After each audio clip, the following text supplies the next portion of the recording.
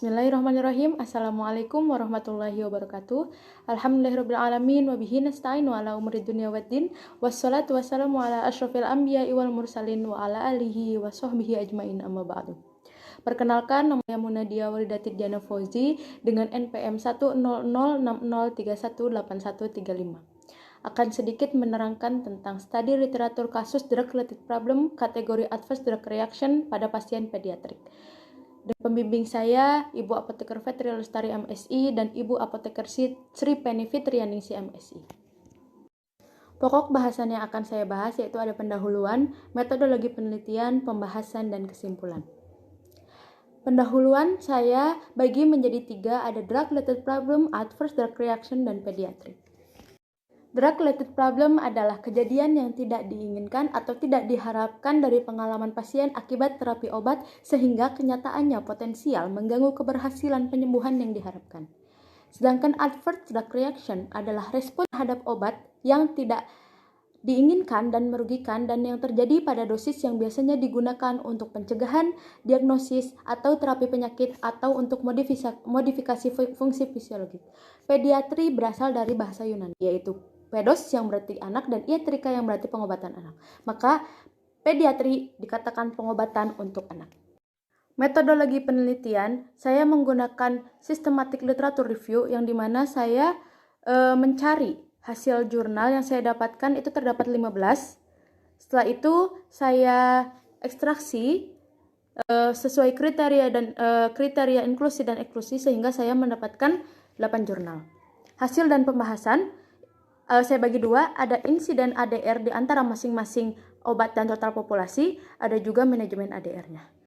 Di sini saya mendapatkan 8 jurnal, 9 golongan obat, 16 nama obat. Ada antibiotik dengan nama obat amoxicillin, ampicillin, amikacin, cefotaxime, dan ceftriaxone. Dugaan ADR ruam urtikaria, gatal di tempat suntikan, antipiretik berada pada obat paracetamol, ruam urtikaria dan muntah dengan total pasien 277, Montelukast dengan gangguan tidur dan gangguan kecemasan 106, furosemid mual dan muntah dan 32 pasien, zinc sulfat muntah 21 pasien, hidrokortison gatal di seluruh tubuh 19 pasien, methotrexate rambut rontok 7 pasien, citarabin meninggal dan mual 5 pasien, cisplatin sesak nafas 2 pasien, vincristine berat badan menurun dan rambut rontok 3 pasien, total untuk anti kanker 17 pasien. Untuk antikonvulsan penitoin, sembelit sakit kepala atau vertigo sebanyak 11 pasien, psikotropika diazepam hipotensi itu berada pada 7 pasien. Jadi total keseluruhan 5.828 pasien. Selanjutnya ada manajemen ADR-nya. Manajemen ADR terdapat nama obat, asesmen, dan pengelolaannya. Obat cefotaxime ruam urtikaria menghentikan obat dicurigai dan diberikan obat untuk mencegah reaksi dengan klasifikasi keparahan parah. Ceftriaxone lihenitidus menghentikan obat dicurigai dan diberikan obat untuk mencegah reaksi dengan klasifikasi keparahan parah. Kulit kering dilanjutkan perawatannya dengan klasifikasi keparahan ringan. Ruam urtikaria menghentikan obat dicurigai dan diberikan obat untuk mencegah reaksi dengan klasifikasi keparahan parah. Ampicillin gatal di tempat suntikan, obat alternatif diberikan untuk mencegah reaksi dengan klasifikasi keparahan sedang. Diazepam hipotensi pengurangan dosis dengan klasifikasi keparahan sedang. Zinc sulfat muntah dilanjutkan perawatannya dengan klasifikasi keparahan ringan. Penitoin sembelit obat pencahar diberikan dengan klasifikasi keparahan sedang. Hidrokortison gatal di sekujur tubuh, obat alternatif diberikan untuk klasifikasi keparahan sedang. Amikacin bibir kebiruan dilanjutkan perawatannya dan konsultasikan ke dokter dengan klasifikasi keparahan ringan.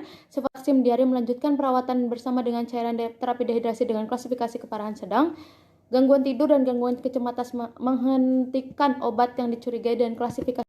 Montelukast gangguan tidur dan kecemasan menghentikan obat yang dicurigai dengan klasifikasi keparahan ringan. Furosemid mual dan muntah dilanjutkan perawatannya dengan klasifikasi keparahan ringan. Furosemid sembelit obat pencahar diberikan dengan klasifikasi keparahan sedang. Methotrexate rambut rontok dilanjutkan perawatannya dengan klasifikasi keparahan sedang. Citarabin meninggal tidak ada pengelolaan. Citarabin, mual dan muntah, dilanjutkan perawatannya. Klasifikasi keparahan ringan, Cipastin, sesak nafas, menghentikan obat dicurigai, dan mencegah reaksi. Klasifikasi keparahan ringan, Vincristin, berat badan menurun, dilanjutkan perawatannya. Dan klasifikasi keparahan ringan, Vincristin, rambut rontok, dilanjutkan perawatannya. Klasifikasi keparahan ringan, Penitoin, sakit kepala atau vertigo, obat alternatif diberi untuk mencegah reaksi. Klasifikasi keparahan sedang.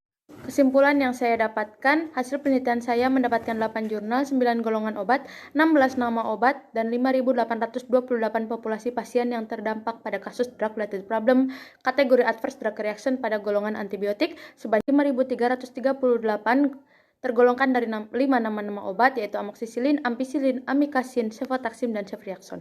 Dari beberapa golongan antibiotik dikonsumsi oleh pasien, terdapat keluhan ruam urtikaria dengan menghentikan obat dicurigai dan diberikan obat klasifikasi keparahan ringan, diare, melanjutkan perawatannya, dan bersama dengan cairan terapi dehidrasi, klasifikasi keparahan sedang. Berikut juga terdapat daftar pustaka yang saya dapatkan dari untuk penelitian ini.